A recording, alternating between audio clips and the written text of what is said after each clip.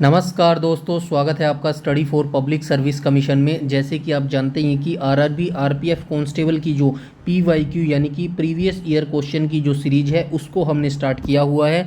You know very well, RRB RPF constable और SI का जो 2024 में नोटिफिकेशन आया था, टोटल 4600 पदों पर इस भर्ती का नोटिफिकेशन आया था। ये वैकेंसियाँ 2018 के मुकाबले में काफ़ी कम है, क्योंकि जो 2018-19 में वैकेंसी आई थी तब ये वैकेंसी 9000 के आसपास आई थी, लगभग 10,000 के आसपास आई थी। तो इसीलिए 2024 की जो कट ऑफ है, कंपटीशन है, वैकेंसी बहुत कम होगी तो कंपटीशन हाई ऑटोमेटिकली हो जाएगा। तो उसी हिसाब से आप अपनी तैयारी कीजिएगा। इसी को ध्यान में रखते हुए हम आपके लिए 2018 की जो पीवाईक्यू सीरीज है, मतलब 2018-19 में आरपीएफ कांस्टेबल के जितने भी क्वेश्चन पेपर लिए गए थे उन सभी को यहाँ पे ले आए हैं। इससे आपको एक अंदाज़ा एनालाइज मिल जाएगा कि कितनी आप जो तैयारी है वो कर चुके हैं और कितनी बाकी है। तो इस वीडियो सीरीज को आप ज़रूर से ज़रूर अंत तक ज़रूर देखिएगा, ताकि आपको बेनिफिशियल मिल सके अपने 2024 के कांस्टेबल वाले एग्ज़ाम में। क्योंकि आरआरबी जो रेलवे है वो रिपीटेड क्वेश्चन करता है, मतलब क्वेश्चनों को बार बार रिपीट करता है। इस वजह से भी जो ये सीरीज है काफ़ी इंपॉर्टेंट हो जाती है। आज हम आरपीएफ कांस्टेबल पीवाईक्यू सीरीज का 8वां भाग यहाँ पे डिस्कस करने वाले हैं। इससे पहले 7 भाग आ चुके हैं। अगर आपने उन 7 पार्ट्स को नहीं देखा है तो जल्दी से जल्दी हमारे इन 7 पार्ट्स को भी देख लीजिएगा, जिसका लिंक इस वीडियो के डिस्क्रिप्शन में आपको मिल जाएगा। साथ ही अगर आप इन वीडियो सीरीज़ की पीडीएफ बिल्कुल फ्री में चाहते हैं तो हमारे टेलीग्राम को ज्वाइन कर लीजिएगा, जिसका लिंक इस वीडियो के डिस्क्रिप्शन में आपको मिल जाएगा। वहाँ से ज्वाइन करके आप हमारी जो पीडीएफ है वो बिल्कुल फ्री में पा सकते हैं। तो चलिए आज के जो सेशन है उसकी शुरुआत कर लेते हैं। तो यहाँ पे देख लीजिएगा पीवाईक्यू, यानी कि आज 8वां भाग डिस्कस करने वाले हैं। RRB RPF constable PYQ series है 2018-19 और 17 शिफ्टों में ये क्वेश्चन पेपर कंडक्ट करवाया गया था। और उन सारी 17 शिफ्टों में जितने भी क्वेश्चन पेपर थे उन सभी के जीके जीएस के जो क्वेश्चन है वो यहाँ पे हम डिस्कस कर रहे हैं। तो चलिए पहले क्वेश्चन की ओर चलते हैं। क्वेश्चन नंबर फर्स्ट में कहा गया सुंदरवन बायोस्फीयर रिजर्व कहाँ पर अवस्थित है। जो सुंदरवन बायोस्फीयर रिजर्व है ये भारत के किस राज्य में अवस्थित है। मध्य प्रदेश में अवस्थित है, राजस्थान में अवस्थित है, पंजाब में अवस्थित है या फिर वेस्ट बंगाल में अवस्थित है। क्वेश्चन नंबर जो फर्स्ट है उसका राइट ऑप्शन हो जाएगा ऑप्शन नंबर डी। तो ये जो सुंदरवन बायोस्फीयर रिजर्व है ये वेस्ट बंगाल यानी कि पश्चिम बंगाल में अवस्थित है। नेक्स्ट आ जाएंगे हम क्वेश्चन नंबर सेकंड पर। तो क्वेश्चन नंबर सेकंड में कहा गया उत्तकों के अध्ययन को क्या कहा जाता है। तो उत्तक जो होते हैं उनके अध्ययन को क्या कहा जाता है।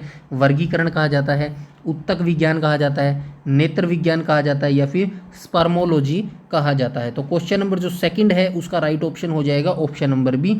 तो ये जो उत्तकों के अध्ययन को क्या कहा जाता है, उत्तक विज्ञान कहा जाता है। नेक्स्ट आ जाएंगे हम क्वेश्चन नंबर थर्ड पर। क्वेश्चन नंबर थर्ड में कहा गया भारत के पहले सिख राष्ट्रपति कौन थे। तो भारत के पहले सिख राष्ट्रपति कौन थे। दलबीर सिंह थे, वीपी सिंह थे, डॉक्टर मनमोहन सिंह थे या फिर ज्ञानी जैल सिंह थे। तो क्वेश्चन नंबर जो थर्ड है उसका राइट ऑप्शन हो जाएगा ऑप्शन नंबर डी। तो ये हो जाएगा ज्ञानी जैल सिंह। क्वेश्चन नंबर 3 का राइट ऑप्शन हो जाएगा ऑप्शन नंबर डी, जो कि हमारे पहले सिख राष्ट्रपति हुआ करते थे। नेक्स्ट आ जाएंगे हम क्वेश्चन नंबर 4 पर। क्वेश्चन नंबर 4 में कहा गया विश्व धरोहर स्थल हेरिटेज एलोरा केव्स, यानी कि एलोरा जो गुफा है वो किस राज्य में अवस्थित है। तो ये जो एलोरा गुफा है ये हेरिटेज घोषित किया हुआ, इनको विश्व धरोहर जिनको बोला जाता है। तो ये किस राज्य में अवस्थित है। राजस्थान में अवस्थित है, झारखंड में अवस्थित है, महाराष्ट्र में अवस्थित है या फिर उत्तर प्रदेश में अवस्थित है। क्वेश्चन नंबर जो 4th है उसका राइट ऑप्शन हो जाएगा ऑप्शन नंबर सी। तो ये महाराष्ट्र में अवस्थित है। एलोरा की जो गुफाएं हैं, अजंता की एलोरा की गुफा। नेक्स्ट आ जाएंगे हम क्वेश्चन नंबर 5 पर। भारत के उपराष्ट्रपति बनने के लिए न्यूनतम आयु क्या है। तो जो भारत के उपराष्ट्रपति होते हैं वो बनने के लिए कितनी न्यूनतम आयु होनी चाहिए। 35 वर्ष, 45 वर्ष, 18 वर्ष या फिर 25 वर्ष। क्वेश्चन नंबर जो 5th है उसका राइट ऑप्शन हो जाएगा ऑप्शन नंबर ए। तो ये 35 वर्ष हो जाएगी। तो भारत के उपराष्ट्रपति बनने के लिए न्यूनतम आयु 35 वर्ष होनी चाहिए। नेक्स्ट आ जाएंगे हम क्वेश्चन नंबर 6 पर। क्वेश्चन नंबर 6 में कहा गया नागालैंड की राजधानी कौन सी है। तो नागालैंड की राजधानी कौन सी है।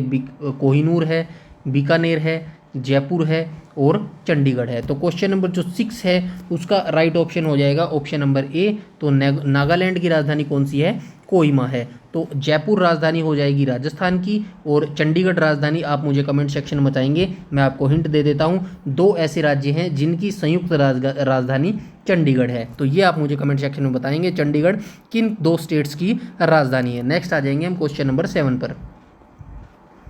तो क्वेश्चन नंबर 7 में कहा गया भारतीय आइंस्टाइन के रूप में किसे जाना जाता है। तो भारतीय आइंस्टाइन के रूप में किसे जाना जाता है, अमीर खुसरो को, चंद्र बोस को, नागार्जुन को या फिर चंगेज खान को। तो क्वेश्चन नंबर जो 7 है उसका राइट ऑप्शन हो जाएगा ऑप्शन नंबर सी, तो ये हो जाएंगे नागार्जुन। तो भारतीय आइंस्टाइन के रूप में नागार्जुन को जाना जाता है। नेक्स्ट आ जाएंगे हम क्वेश्चन नंबर 8 पर।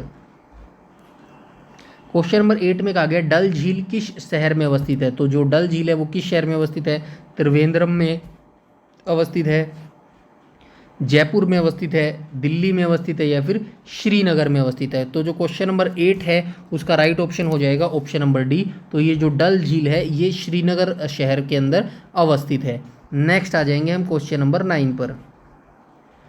क्वेश्चन नंबर 9 में कहा गया वर्तमान में सड़क परिवहन और राज्य मंत्री कौन है। तो ये उस टाइम का पुराना क्वेश्चन है, इसको आप एक बार छोड़ दीजिएगा, कोई दिक्कत नहीं है। अभी आप वर्तमान में जो नई बने हैं कैबिनेट मिनिस्ट्री जो बनी है उसके आप मंत्री कौन, किस विभाग का मंत्री है वो आप ध्यान रखिएगा, क्योंकि ये जो वर्तमान में सड़क परिवहन राजमार्ग मंत्री पूछा गया है ये 2018-19 से रिलेटेड करंट अफेयर से पूछा गया है। नेक्स्ट आ जाएंगे हम क्वेश्चन नंबर 10 पर।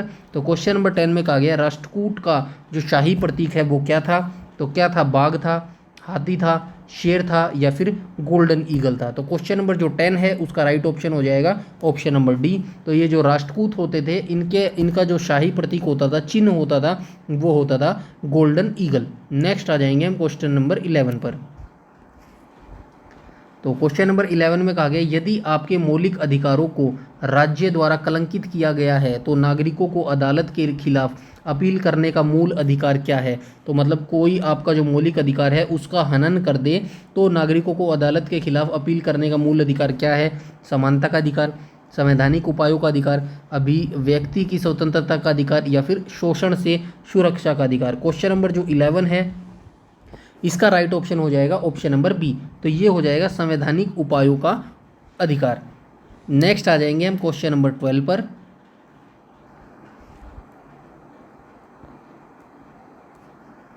क्वेश्चन नंबर 12 में कहा गया टेबल टेनिस को ओलंपिक खेलों के रूप में किस वर्ष मान्यता मिली। तो ये जो टेबल टेनिस था इसको ओलंपिक खेलों के रूप में कब मान्यता मिली थी, 1996 में, 1988 में, 1972 में या फिर 1900 में। तो क्वेश्चन नंबर जो 12 है उसका राइट ऑप्शन हो जाएगा ऑप्शन नंबर बी। तो ये जो टेबल टेनिस था इसको ओलंपिक खेलों के रूप में मान्यता 1988 में मिली थी। क्वेश्चन नंबर 12 का राइट ऑप्शन हो जाएगा ऑप्शन नंबर बी। नेक्स्ट आ जाएंगे हम क्वेश्चन नंबर 13 पर।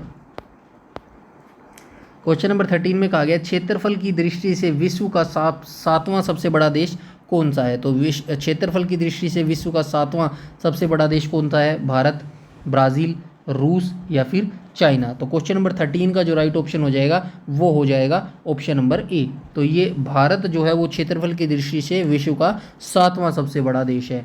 नेक्स्ट आ जाएंगे हम क्वेश्चन नंबर 14 पर। 14 में कहा गया क्वथनांक से नीचे किसी भी तापमान में द्रव को परिवर्तित करने की प्रवृत्ति को क्या कहा जाता है। तो क्या कहा जाता है, वाष्पीकरण, सवाना, संक्षेपण या फिर समेकन। तो क्वेश्चन नंबर जो 14 है उसका राइट ऑप्शन हो जाएगा ऑप्शन नंबर ए। तो ये वाष्पीकरण बोला जाता है। नेक्स्ट आ जाएंगे हम क्वेश्चन नंबर 15 पर। क्वेश्चन नंबर 15 में कहा गया लाहौर कांग्रेस अधिवेशन के अध्यक्ष कौन थे।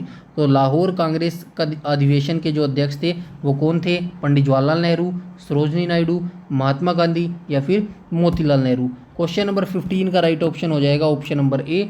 तो ये जो लाहौर का कांग्रेस अधिवेशन हुआ था इसकी अध्यक्षता पंडित जवाहरलाल नेहरू जी के द्वारा की गई थी।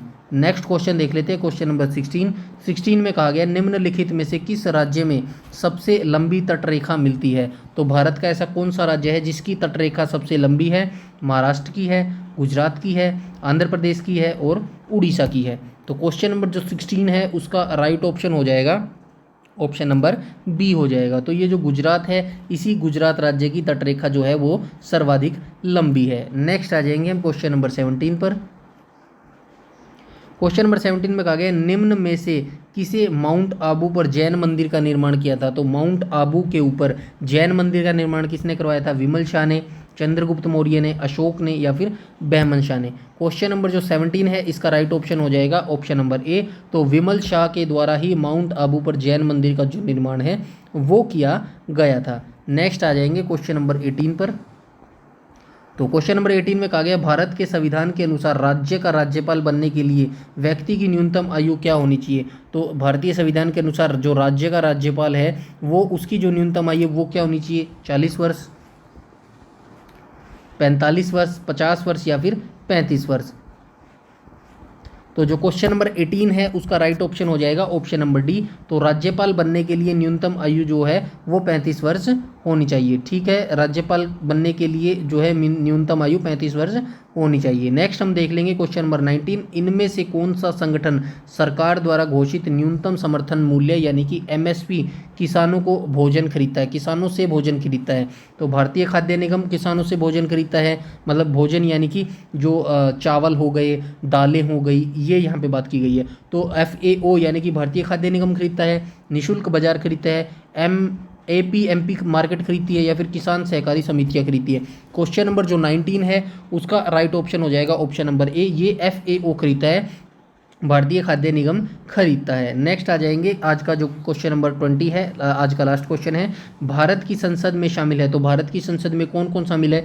लोकसभा और राज्यसभा शामिल है, केवल राज्यसभा शामिल है, केवल लोकसभा शामिल है या फिर लोकसभा, राज्यसभा और भारत का राष्ट्रपति शामिल है। तो क्वेश्चन नंबर 20 का राइट ऑप्शन हो जाएगा ऑप्शन नंबर डी। तो भारत की संसद के अंदर लोकसभा भी शामिल है, राज्यसभा भी शामिल है और भारत का राष्ट्रपति भी शामिल है। इन तीनों को मिलकर ही भारत की जो संसद है उसका निर्माण होता है। तो ये आज के टॉप 20 क्वेश्चन थे जो हमने यहाँ पे डिस्कस किए। आई होप आपको अच्छे लगे होंगे। वीडियो अच्छी लगी हो तो लाइक कीजिएगा, शेयर कीजिएगा और चैनल पर पहली बार विजिट कर रहे हैं तो चैनल को सब्सक्राइब कर लीजिएगा और बेल आइकन बटन को टैप कर लीजिएगा ताकि समय पर आपको सारी नोटिफिकेशन मिलती रहे। यूट्यूब पर हमें फॉलो करते हैं तो प्लीज़ हमारा टेलीग्राम ग्रुप जरूर से जरूर ज्वाइन कर लीजिए, क्योंकि इस वीडियो सीरीज की सारी PDF टेलीग्राम पर बिल्कुल फ्री में प्रोवाइड करवाई जा रही है। तो वहाँ से आप PDF को डाउनलोड करके आराम से घर पर बैठ के एक बार फिर से अटेम्प्ट कर सकते हैं इन क्वेश्चनों को, तो जिससे आपकी जो डबल तैयारी है वो हो जाएगी। और कोई भी आपका डाउट है, क्वेरी है या सजेशन है, कमेंट सेक्शन में कमेंट करके बता सकते हैं। इस वीडियो में इतना ही रखते हैं, तब तक के लिए धन्यवाद।